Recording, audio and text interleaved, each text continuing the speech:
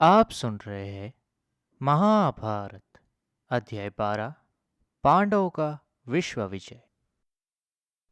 विदुर के विरोध करने पर भी धृतराष्ट्र ने उसी को इंद्रप्रस्थ जाकर युधिष्ठिर को आमंत्रित करने के लिए कहा। साथ ही ये भी कहा कि वो पांडवों को उनकी योजना के विषय में कुछ न बताए।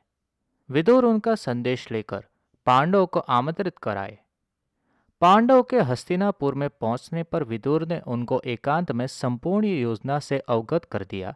तथापि युधिष्ठिर ने चुनौती स्वीकार कर ली तथा धूर्त क्रीड़ा में वे व्यक्तिगत समस्त दाव हारने के बाद भाइयों को, स्वयं अपने को तथा अंत में द्रौपदी को भी हार बैठे। विदुर ने कहा कि अपने आप को दाव पर हारने के बाद युधिष्ठिर द्रौपदी को दाव पर लगाने के अधिकार नहीं रह जाते। किंतु धृतराष्ट्र ने प्रतिकामिक नामक सेवक को द्रौपदी को वहां ले आने के लिए भेजा। द्रौपदी ने उससे यह प्रश्न किया कि धर्मपुत्र ने पहला कौन सा दाव हारा है, स्वयं अपना अथवा द्रौपदी का।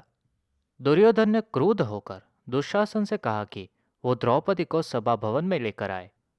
युधिष्ठिर ने गुप्त रूप से एक विश्वस्त सेवक को द्रौपदी के पास भेजा कि यद्यपि वो रजस्वला है तथा एक वस्त्र में है, वह वैसे ही उठकर चली आई। सभा में पूज्य वर्ग के सामने उसका उस दशा में कलपते हुए पहुंचना दुर्योधन आदि के पापों को व्यक्त करने के लिए पर्याप्त था।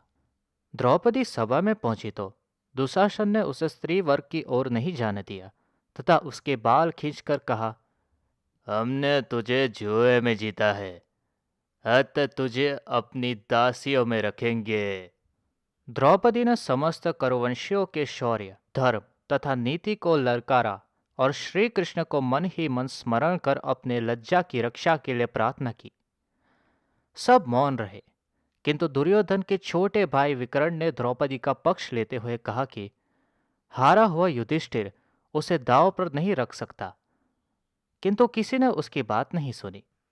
कर्ण के उकसाने से दुशासन ने द्रौपदी को निर्वस्त्र करने की चेष्टा की।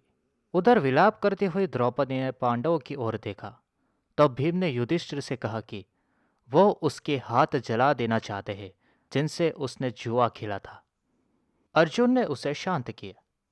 भीम ने शपथ ली कि वो दुशासन की छाती का खून पिएगा तथा दुर्योधन की जांग को अपनी गदा से नष्ट कर डालेगा। द्रौपदी ने विकट विपत्ति में श्री कृष्ण का स्मरण किया।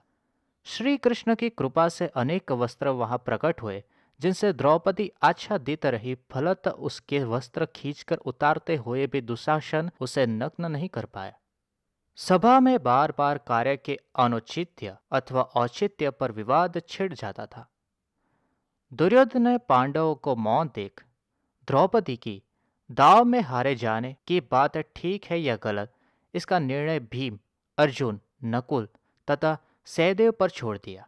अर्जुन तथा भीम ने कहा कि जो व्यक्ति स्वयं को दाव में हरा चुका है वो किसी अन्य वस्तु को दाव पर रख ही नहीं सकता।